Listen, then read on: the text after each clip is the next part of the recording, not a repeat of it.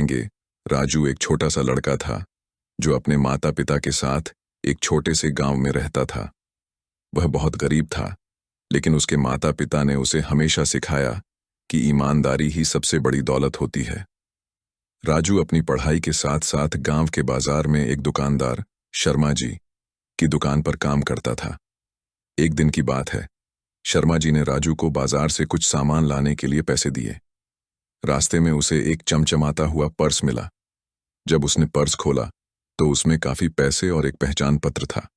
यह देखकर राजू के मन में एक पल के लिए लालच आया कि अगर ये पैसे उसके पास रह जाएं, तो वह अपने परिवार की आर्थिक स्थिति सुधार सकता है। लेकिन अगले ही क्षण उसे अपनी मां की बातें याद आईं।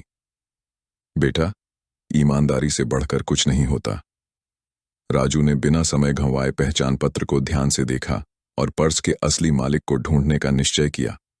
पहचान पत्र के अनुसार पर्स गांव के एक प्रतिष्ठित व्यापारी वर्मा जी का था। वह तुरंत उनके घर पहुंचा और पर्स लौटाया। वर्मा जी पहले तो हैरान हुए, लेकिन जब उन्होंने देखा कि राजू ने एक भी पैसा नहीं लिया तो उनकी आंखों में खुशी और आभार के आंसू आ गए।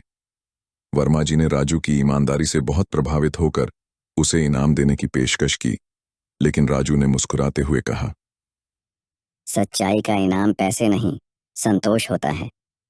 यह सुनकर वर्मा जी और भी प्रभावित हुए और उन्होंने राजू को अपनी दुकान पर नौकरी देने का प्रस्ताव दिया, जिससे उसकी पढ़ाई और परिवार दोनों की मदद हो सके। राजू की ईमानदारी ने न केवल उसे एक अच्छा भविष्य दिया, बल्कि गांव के सभी लोगों को एक सीख भी दी कि मम्बो, ईमानदारी का फल हमेशा मीठा होता है। इस कहानी से हमें यह शिक्षा मिलती है कि चाहे परिस्थिति कैसी भी हो, हमें हमेशा ईमानदार रहना चाहिए, क्योंकि ईमानदारी सर्वोत्तम नीति है।